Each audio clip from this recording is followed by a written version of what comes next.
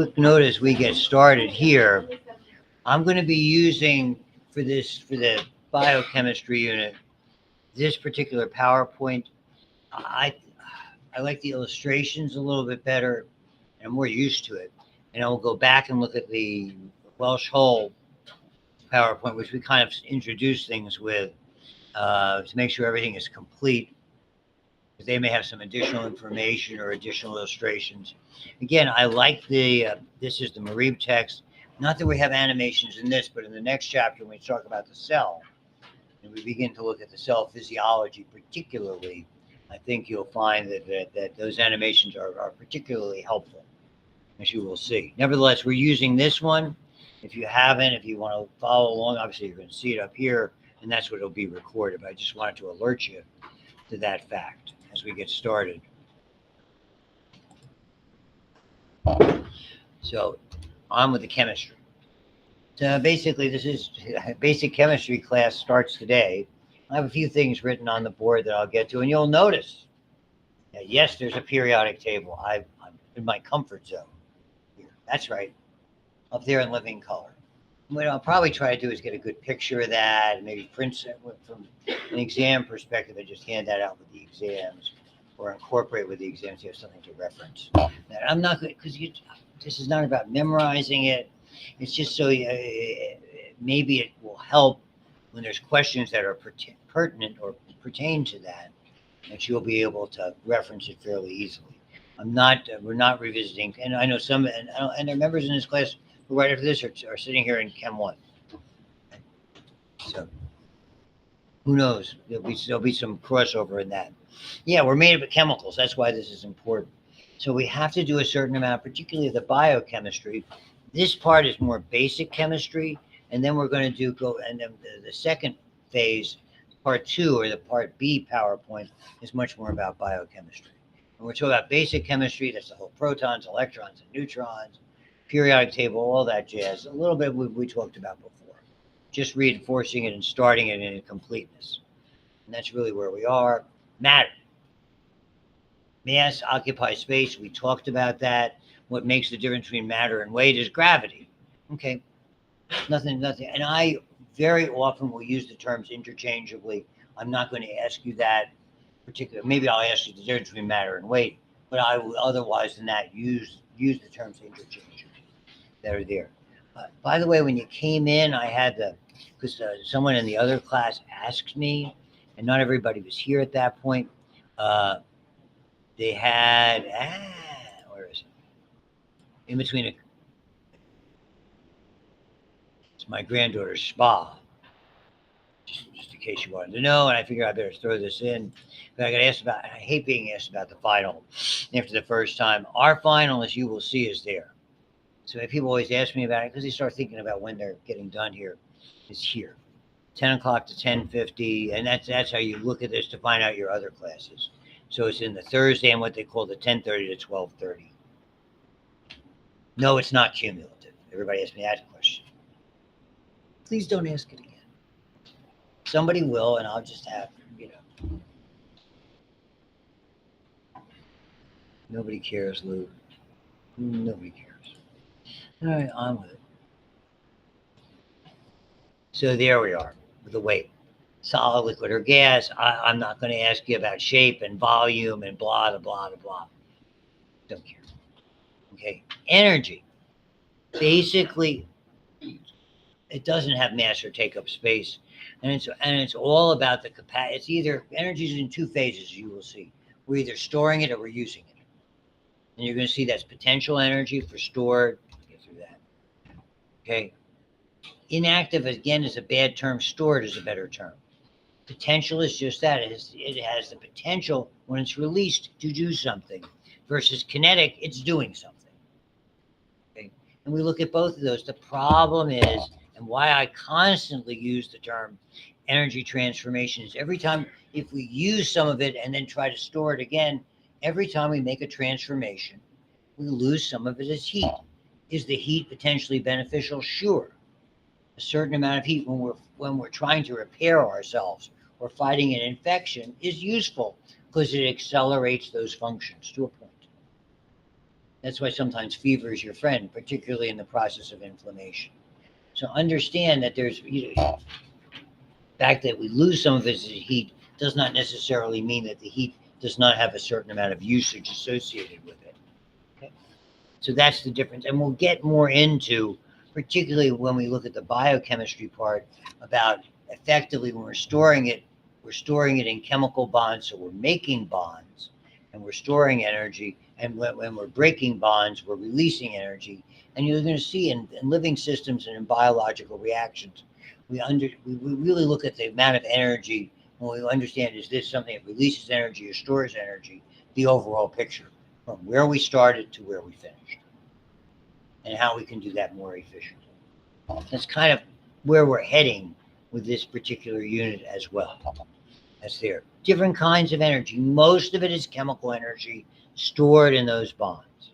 So we're going to spend a lot of times looking at those bonds, particularly the covalent bonds, because that's where when we get to that point of talking about nonpolar covalent bonds, that's the vast amount of the energy that you and I are going to use to do work. That's where our bodies draw energy from those things that we ingest in whatever form they're ingested, typically liquids or solids, where we can pull that energy out and utilize it. And we use all of the and the way we communicate. It's chemical energies. Our systems are based on that, as you will see.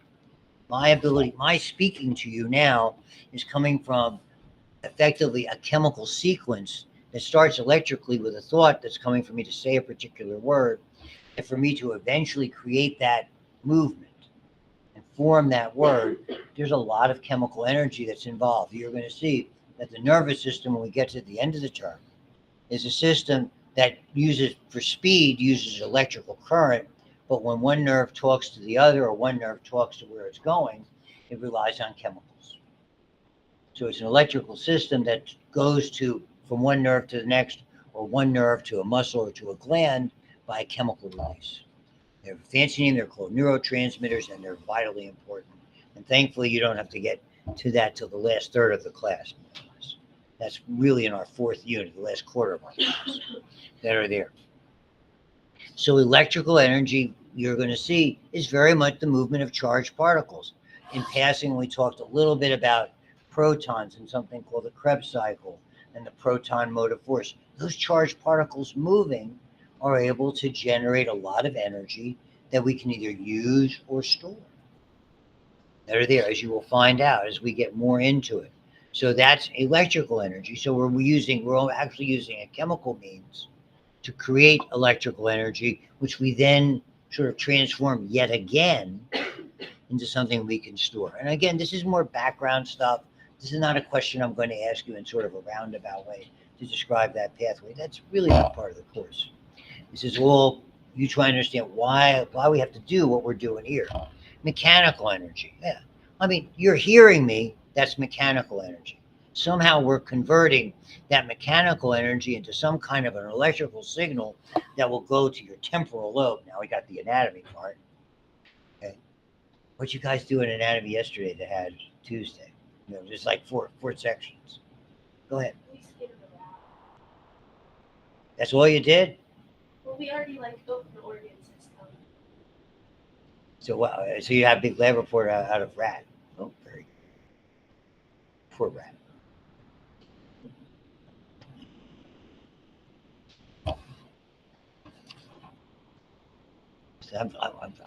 You would have fun doing that. I was going to do that with my advanced class. We were trying to get in fetal pigs, but the way I used them for the advanced, they weren't available. So I mean, to start it by seeing what's going on inside is really very useful, because immediately you're starting to see the relationship. That's the beauty of what Dr. Robbins did, putting that together. So effectively, you're hearing, because that electrical signaling is going to the temporal lobe in your brain and those signals are being interpreted as sounds that become words, and you put them together with the rest of your brain, and hopefully you're understanding, hopefully, what I'm saying. And then we're going to look a lot about all these different kinds of, and that's really toward the very end. That's not necessarily my strong suit because it's physics, but understanding the differences in ultraviolet light and what we call ionizing radiation. Very, very significant going forward. And it all has to do with the electromagnetic spectrum. I can show it to you. I can explain a little bit about it. It's very, very interesting. We get into it a lot. If we do micro together, we get into that quite a bit as well. Okay? Because that's how we very often utilize those for controlling the growth. We sterilize things like that. So again, every time we convert it, we're going to lose some of it as heat. And again, we can even use that to some extent as an energy source. That's why I was commenting on that before. Which brings us to elements. And this is still the same stuff we went over before, more or less, explained a little bit differently, put out a little bit differently graphically than the other way the PowerPoints were done on the Welsh Hole PowerPoint sequence. It's an element. What makes that periodic table, it's all comprised of atoms. The atoms are identical. This is the first emergent property of accumulation of protons, electrons, and neutrons that create an identity for that particular particle, and a mass of those particles is what we call an element that are there. And what we know is that in the compounds and molecules in our body, we know that there are four major ones that comprise 96% of what we're made of: carbon, oxygen, hydrogen, and nitrogen. However you want to memorize it. My suspicion is that will be a test question. That's when you're supposed to go underline that, star that, however you do to remember those things. Those are the so-called major elements. As I commented before, in us, and we're studying us, calcium and phosphorus are next. When we do bacteria, it's going to be sulfur and phosphorus. If you want to think of it simplistically, bacteria don't have any bones. They don't have a ton of calcium storage that's necessary. They're much more simplistic that are there. And so they talk about these, and then finally what the so-called trace elements. And again, that table up there that we're going to look at has all of those put together. And you'll see it. So they're all unique in their own way and therefore have their own emerging properties. So the uniqueness is in the laboratory, we might be able to change one to the other, but ordinarily we cannot. So the smallest particle is the atom with properties of that element. And here they're giving, and we're noting both physical and chemical properties. And they're so important. As we talked about, this was the class we talked about the Hindenburg, right? And the explosion and helium and hydrogen, right? That's a physical property. Yeah, power being, so I pointed out to the other class, just to reiterate, we're going to look at hydrogen. Hydrogen is an atom that's a proton or neutron. It's the only one that ordinarily doesn't come as a proton or electron. It's both with a neutron. It's the only one. All the other ones have protons, neutrons, and electrons. Ordinarily. So you're going to see there are some forms of hydrogen that are neutrons. So here's the hydrogen atom. I just drew a positive sign for a proton and a negative for an electron. One of the ways, because we'll get into it, the outermost orbital, this is very basic. For the first two, hydrogen and helium on the aforementioned upper right and upper left and upper right, okay, have two electrons in their atoms. That's the so-called valence orbital. Valence number, hydrogen has a valence. It either has to gain or lose that number to create that final number of two. All the other orbitals that we're going to look at have you've heard about this, called the octet. So hydrogen has a unique place because theoretically it could gain or lose an electron. Most often it either loses it, okay. So we have a proton and an electron. When the electron goes away, we're left with hydrogen with a plus sign. We call it ionic or hydrogen ion. Ion indicates that there's a charge because a plus an electron has a positive charge. But the reality is, another name for a hydrogen ion, and they're everywhere we study, are protons. So we could call a proton motive force a hydrogen ion force, but we don't.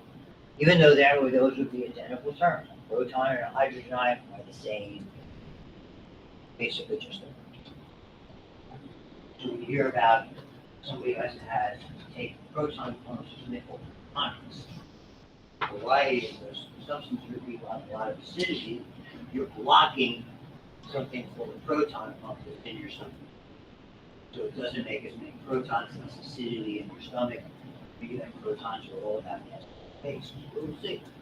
Indeed, when we get to in this unit is pH, which is the percentage of hydrogen ions. So it's really very, very relevant. But in this case, in the case of the Hindenburg case, it also shares.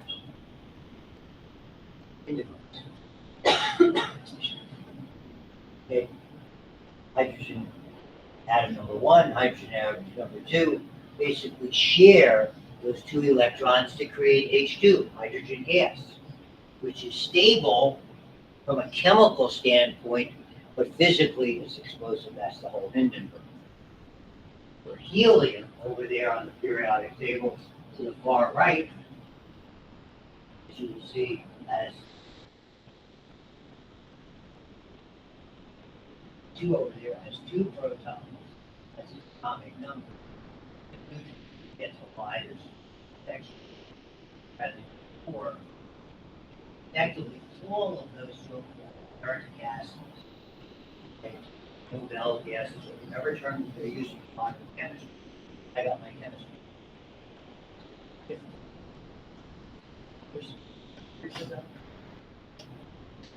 Yes, they had chemicals. I know. See, it did. It did. It did. You don't believe it. Sorry. Just giving you some context. Those have basically those because the outermost orbital is filled with electrons. They are chemically stable. They really don't react chemically. They can be made to react chemically, but ordinarily they do not react chemically. Okay. And again, that was the whole idea. Helium, they're both lighter than air, hydrogen and helium. Originally, they used hydrogen gas. And then when they turned out to be explosive, a la the Hindenburg, whatever the underlying reason why it exploded, never been discovered. Okay. Helium does not. So anytime you see one of the blimps for the football game or the sporting event, helium. That's the whole purpose of that. Moreover, it doesn't necessarily mean that there are no adverse properties. They will point out in this PowerPoint, if you go down that far right column, neon, we use LED lights for everything. So if you go to Las Vegas, it's lit up everywhere. It's daylight in the middle of the night. Basically, it's continuous. They don't even have a clock there. They don't want you to know what time it is. Just continue to party. Okay. And more importantly, continue to spend money. They used to all be neon lights because when they passed electricity through neon, basically it would glow. And basically that was everywhere, neon lights on Broadway. Okay. So that they used to have all their name was up in lights. Now everything has changed because we use LEDs for all of that stuff. Argon, krypton, if we get down to the RN is radon. And so the example I usually use, and they do it here, when uranium decays, it produces radon. Radon can cause lung cancer. So and understand, where do we see a lot of this? Where there's been a lot of mining that goes on. Nearly everywhere around Pittsburgh, all over this part of Pennsylvania, and a lot of Pennsylvania, there's a lot of coal mining. Much of it done by what was called strip mining. They basically take big shovels, giant steam shovels, strip the area, pull out the coal, and then fill it back up. That created a lot of instability and exposed deeper layers, which had some of these gases. We had a house we sold in 2000, just 25 years ago, and it was mandatory to do a radon detection test. So, and our house was in O'Hara Township, if you're familiar where that is. At that point in time, we were moved to the other side. We moved over to Indiana Township, the other side of that school district. My kids were in Fox Chapel schools. And then we did a radon detector test, and it was positive. We had never had that. I mean, and I don't know, but it's just something from a legal standpoint, you had to run. And then if that occurred, we had a choice. We could either do radon mitigation, which was, are you listening? from our basement, put an exhaust fan with a pipe up to the roof and spit it out into the air. Why am I troubled about that? But that was what you had to do, or deduct the cost of it, which back then, 25 years ago, was approximately $1,000, and take that off of the price of the house, and then and which is what we did. And then the people who bought it, who I think still live there, had their choice if they wanted to do that or not. That was their. And something you might have to do down the road or you're already familiar with. So understand the fact that they are not chemically active. That's the whole underscore point, that there's physical properties, and they're really important, as you will see. As we move on, physical and chemical properties have a lot, even though I would think chemical properties predominate. So smallest particles of an element, properties of that element, not going to go crazy with the atomic signal. You just got to know the ones that I use. Okay. And you've already heard about them: calcium, CHON, calcium, phosphorus, sulfur. You're going to hear iron, Fe, iodine, I. mean, you should. If I have taken the time to mention them, it's unlikely you're going to hear a whole lot of molybdenum going on or chromium going on. Just the ones that are more common that you're going to become familiar with. A lot of the health science folks are going to be very familiar with them, and we're going to get to that very, very shortly. So here you have the distribution of the 96% approximately. You don't have to know where they come from or where they're part of. We'll get there. They're the building blocks for all of when we get to the biochemistry in the second section, when we're talking about carbohydrates and nucleotides and lipids or fats, depending on whether they're liquid or solid. The family name is lipids, and certainly proteins. And then here's the calcium and phosphorus. And you can see it doesn't preclude potassium, sulfur. So all are vitally important. Chlorine. Once you start getting to that 0.1 stuff, even though these are extraordinarily important, they're in that area of what are called trace elements. And trace elements, as you see, play an important role. All of our chemical processes in our body are pretty much governed by things called enzymes. And enzymes make things. Biological reactions take a long time. For instance, here's that, wherever the sign-in sheet is, here's the last class of sign-in sheet. If I accidentally left it here and picked it up on Friday, would it have changed? Even a week from Friday, probably not going to change. 100 years from Friday, this would fall apart. Over time, it would decompose. That's a biological reaction based on moisture in the air and the air itself. It's like if you ever go to, I don't know about our library, but they used to have in colleges and universities, they had the stacks, which are old books, and you open those books up, and heaven only knows what would come out. A variety of different bugs, and a lot of times they'd be this old yellowed paper. That's what would happen. It would fall apart. That's decomposition over time. Living systems, we don't have the time for that to decompose. That's where you see enzymes come in.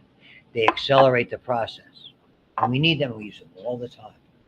And interestingly, they're made out of proteins. And as I said, you are what your proteins say you are, because that makes certain reactions to go. And in the absence, do not go. So here are all these. You can look through them at your leisure. Good old mass. And I could care less. I'm never going to ask you what's the amount of an atomic mass unit. I don't know. Something they've talked about generically. What's the charge? Plus what? How many volts or millivolts or nanovolts is? I don't know. Okay, just to understand the role it plays is what I want to know. And neutrons have mass but no charge. An electron, again, negligible. So when you go back to that periodic table and look up there where helium has 4.003, if we're not counting the electrons and it has 2 protons and 2 neutrons and it's stable, where did the 0.003 come from? That's what we're going to see is the variability, and the variability is right here, neutrons. Okay, so electrons, we effectively consider the atomic mass to be negligible, or the mass of the electron, rather, to be negligible.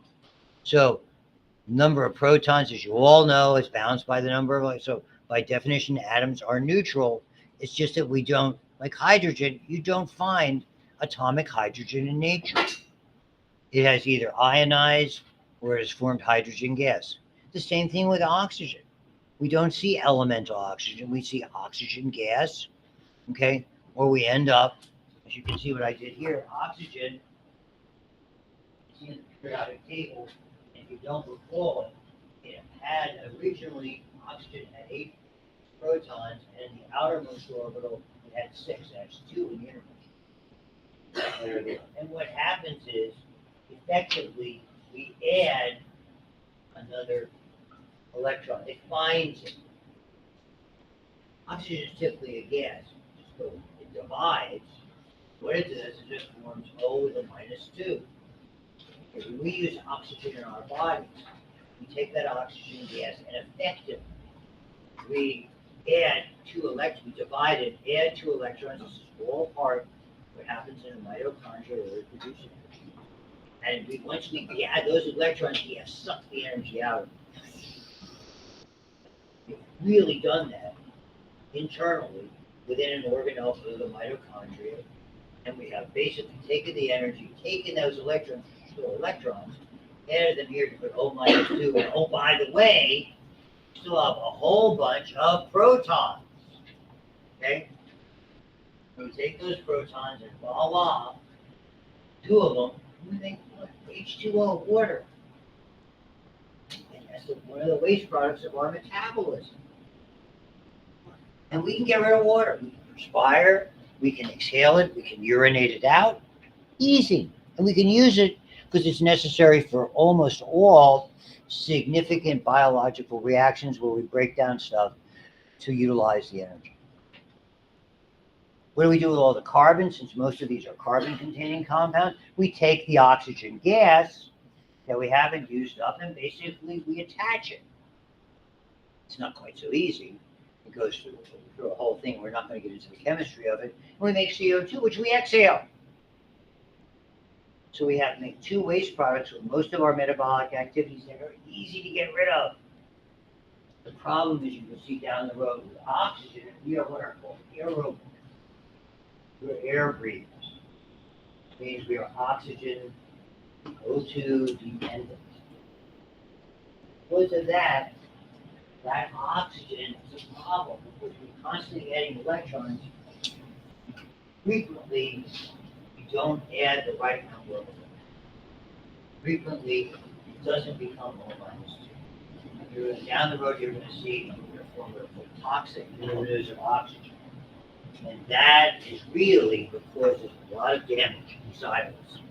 The more things that produce these toxic derivatives that we cannot take care of, we can take care of most of them, the more likely they're going to cause damage to our living systems. And we're going to get to that when we get inside the cell.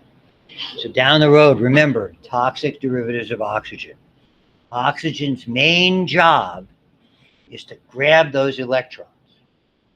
Periodically, those electrons cause problems because they don't always form O with a -2.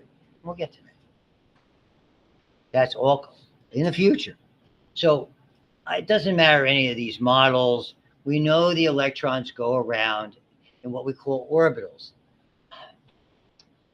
The hard part for students, okay, is you see it 2-dimensionally like this. Okay? You have to start thinking 3-dimensionally. Understand, to enhance your understanding of how things work. I said this the other class. When we did testing, whether on a variety of things, and you probably have done them, it's called spatial relations. You get some kind of geometric figure that's upside down, angled, and you have 3 or 4 of them, and it says, which one of these is this? You ever take tests like that? They're called spatial relations. And you're graded on being able to, it's almost like in your mind, being able to see this molecule and flip it around, flip it around, flip it around. Unfortunately, we, meaning me, we use 2-dimensional graphics. Some of the animations that are in this are really good because you get a certain degree of 3-dimensionality that you can visualize that are there. That's the beauty. It'll turn the picture around. So your mind can almost conceive of it 3-dimensionally. It's there. So understand, historically, when we looked at this, here's helium. Theoretically, those are what means we used to say, oh, they travel in pairs. That made them stable. Not really. What happens with those 2 electrons, they're equally distributed. And as long as everything is equally distributed, that whole cloud or orbital area, and the cloud model probably works the best, I think, to me, means that it's electrically neutral. There's not one area, oh, the electrons are hiding over here most of the time, or they're at the poles here, as this would have you depict. Then it's not symmetrical. Symmetry is so important biologically. When you're going to see it tomorrow night, if you can watch the first football game, somebody's going to get clunked and they're going to take them into the blue tent, okay? And they're going to do a concussion protocol. And basically what they're going to do is they're going to take that little light physician who was ever doing the examination, the independent neurologist, and they're going to put that light and they're going to look to see when the light comes in, their pupils constrict. When you pull the light away, they should dilate. It should look the same on both sides, no matter which side you come from, and they come from both. Okay, we look for asymmetry. If one side's sluggish compared to the other side, or one side's rapid compared to the other side, something's wrong. Finding out what's wrong is a whole different issue. Okay, but that's what you're doing, a very rapid neurological survey. If somebody has a problem, hold my hands, squeeze them as tightly as you can. If you find one side, make it tight. If you're as tight as you can on that right side. If it's not, something's probably up. So we look biologically, symmetry. Those are things for many of you going into healthcare where you're going to be laying hands on people. Understand that's what you look for. It's a whole lot you can discern with your eyes and with your hand. You notice when I'm doing this, I use the back of my hand. You do that when you want to feel for temperature. That. You get too much of your own heat this way. So use the back of your hand. Whether you're doing that, skin temperatures and warm, something goes warm, and sharply cold. Whoa. Maybe there's a blood clot that's precluding circulation. For instance, little goodies. I did used to do this for a living, I promise. Nobody believes me. It's okay. So you can use the planetary model or the orbit model, but other than the first two, hydrogen, helium, everything else is 8. And so effectively, we call that outermost orbital the valence, VALENC orbital, and the valence number, which we'll get to again, is how many electrons it either has to gain or lose to basically complete or empty the orbital. And that's where we're going to look at the periodic table. The column under hydrogen, and hydrogen's an oddball, that's why it's a different color than lithium, sodium, potassium, rubidium, cesium, whatever the one is on the bottom. Okay. And all those guys, okay, are called alkalis. They want to lose an electron like crazy. Sodium is the best example. I told you about that. Very rare that you see elemental sodium. The only time you see it, we used to have it in the chemistry lab. I mean, if you took it out and it was buried in kerosene, because if air or water got to it, it would explode. So you got very little pieces, you put it out, and all of a sudden, the chemistry high school chemistry teacher. You all had that same teacher. Buzz cut, haircut, white shirt, bow tie. Did you have that chemistry teacher? No. In my age, that was the chemistry teacher. Trust me. Mr. Scott. It's all right.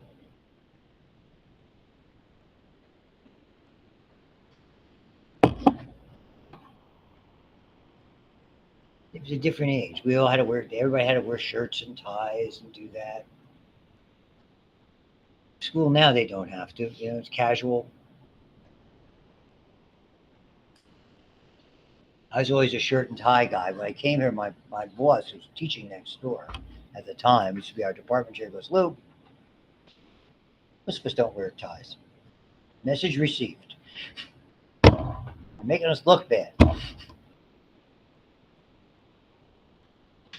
So I had to put away my Three Stooges tie.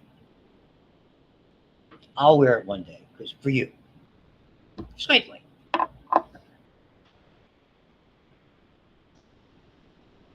Just saying. Thank God somebody knows the Three Stooges. Okay, moving on. Hydrogen, 1 and 1, but no neutrons. Not true 100% of the time. That's when we're going to get into isotopes. We talked about carbon-14. That's an isotope. That's why carbon 6 and 6 with the atomic weight. Well, it should be 12, but it's not. Hydrogen's just got one, so it should be atomic mass 1, but it's 1.008. Carbon, over here, should be just 12, but it's 12.01. Did they make a mistake? Well, nature, we find in effectively all of these atoms, including hydrogen, neutrons, extra neutrons. And those extra neutrons will add to certain properties, typically physical properties. They won't alter the chemical properties, but they'll alter the physical properties, and that's really important. And what that does is it creates something called isotopes. Iso means same, tope means type, if you want to think, I don't know what it means, but I always think of it as type. Isometrics, we're going to get to same length when we talk about muscles. Okay, isotonic, same tonicity or muscle tone. So the term iso you see a lot of. Okay, so isotopes, same chemical properties, different physical properties. So voila. So here we have hydrogen with a 1, we talked about that. Helium with a 2, they're all equally distributed. Lithium's got 3, that's one of the ones in red over there, the alkalis. With sodium, it gets rid of that. Well, so we don't find lithium in nature. Lithium's a salt. We find lithium chloride. An early and still effective treatment, although it has side effects for depression. So I'm not going to show it to you as a subscript or a superscript and blah, blah, blah, blah. You already know that. Ask it here. This is important. Structural variations. Number of neutrons. Atomic numbers are the same. Mass or atomic weight is different. Voila. Hydrogen. If you did not know, it comes in at 3. That accounts for the reason why it isn't just an atomic mass of 1, because you have sometimes an extra neutron or 2. This one's called deuterium. This one's called tritium. So, for instance, it has the same chemical properties. So if you replace 2 hydrogens with 2 deuteriums, you would have deuterated water. I just rather write water. It's not deuterated. But chemically, we mark that D2O. It has the same. You can drink it. Okay. You can use that in a variety of reactions. What's the difference in the physical property? It has extra. Each one has an extra neutron. They have a glass acid. What kind of water would it be? AISS. Keep it simple. We have a name for that. Historically significant. Historically significant. The gentleman in the back, not ringing a bell.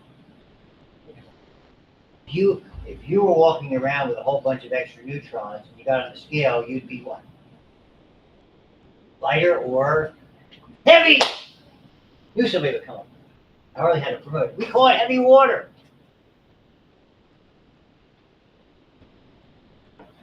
Heavy water. Why? What was important about heavy water? Where would you use heavy water? Water, you guys don't know. Historically significant, just like carbon dating, which is more modern. Heavy water, during World War II, heavy water was utilized in atomic reactions. Everybody, the Allies and the Axis, Nazi Germany and us, were trying to build an atomic bomb. It's going to change the course of the war. Needless to say, the war ended in Europe before they were able to accomplish that. What happens, there's so much heat is released in the experimentation, and it's cooled by water to produce so much steam with regular water, and basically what steam came from how fast they were moving, the molecules. Temperature is well something called average kinetic energy. When it's warm in here, the molecules are moving a whole lot faster. They're just striking you faster and generating average kinetic energy. That's the definition of temperature for all molecules. So if you have heavy water, it's harder to move it around. So it can effectively absorbs the energy without producing steam as rapidly as regular water. We knew, the Allied powers, that it was being made in Norway. They traced the movements with a network of spies. There was a very good underground network, and basically a network of people who were trying to fight Nazi Germany in Norway, and kept the Allies formed, and they traced it to wherever, I forget the name of the town, the city in Germany, and eventually they found out where it was, and they bombed it. They continued to bomb it so they couldn't make it. They were never able to develop that weapon. That was one of those weapons, because they developed rockets a whole lot faster than we did. B-2 rockets were effectively, even our atomic energy was being put together not by scientists from a whole lot, not many of which had left Nazi Germany for fear of their lives. Albert Einstein, for one, yes, sir. Still use it in like nuclear reactors. I do not know. Now, cool, like, I think they do, but I will look that up. It's a very good question. So it's been around. That's the idea. And I don't know what tritium does, but it's got a neat name.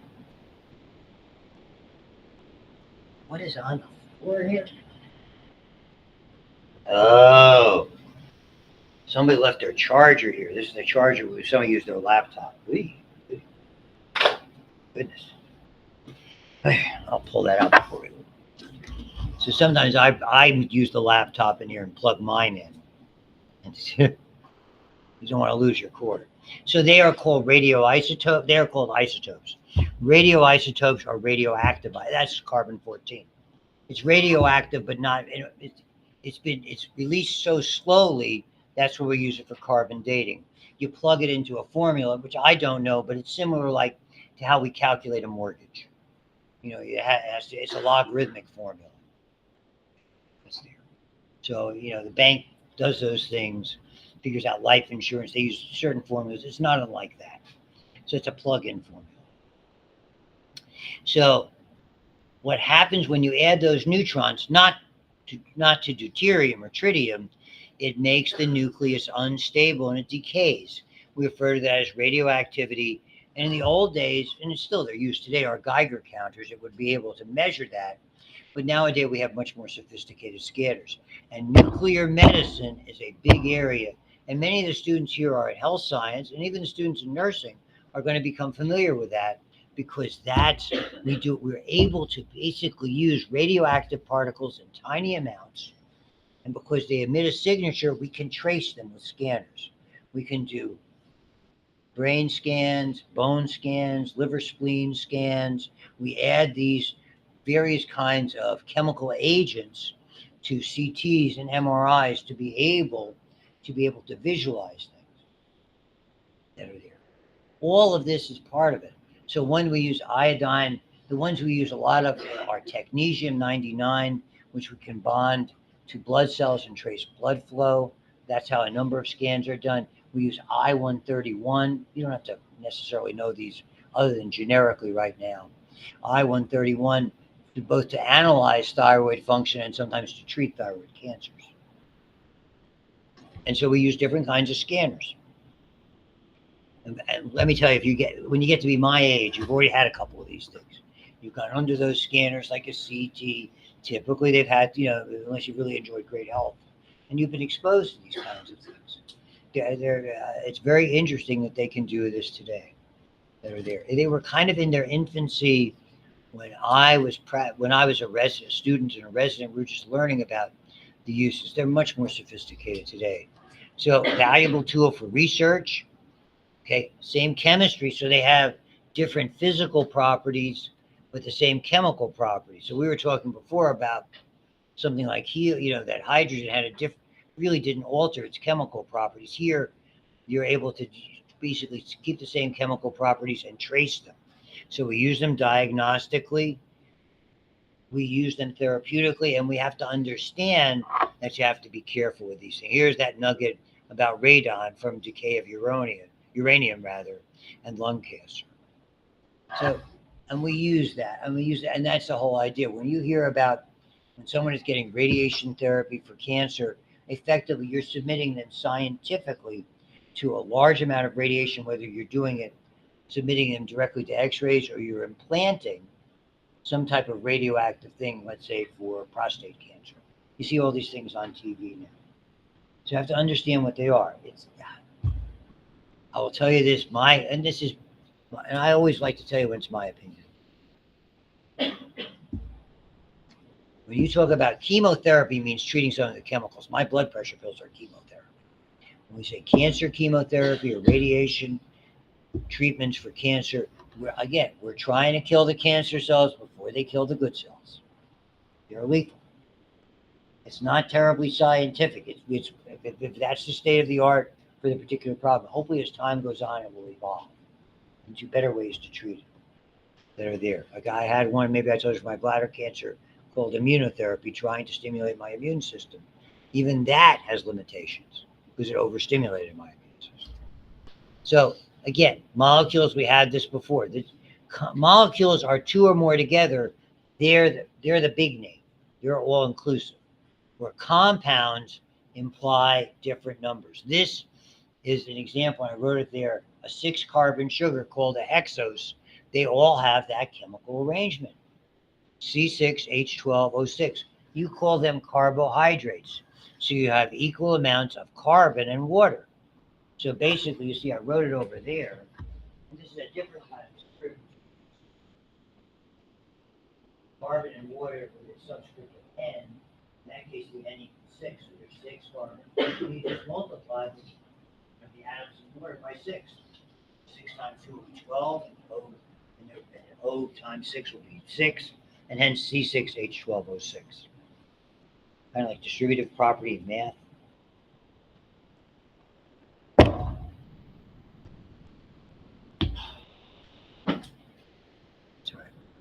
Old fogies like me kind of go back and think about how we learned all this stuff.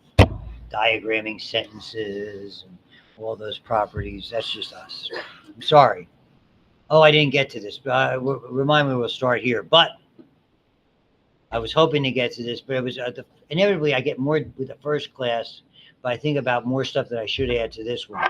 So then when we remind me, we're going to start with solutions, colloids, and suspensions. Okay? Those are different ways we mix things together. Okay? And it's extraordinarily important. Thank you very much. Have a great rest of your day. Everybody, Friday, hopefully I get the sign-in sheet back because I have to put all those together to make sure who's here and who's not.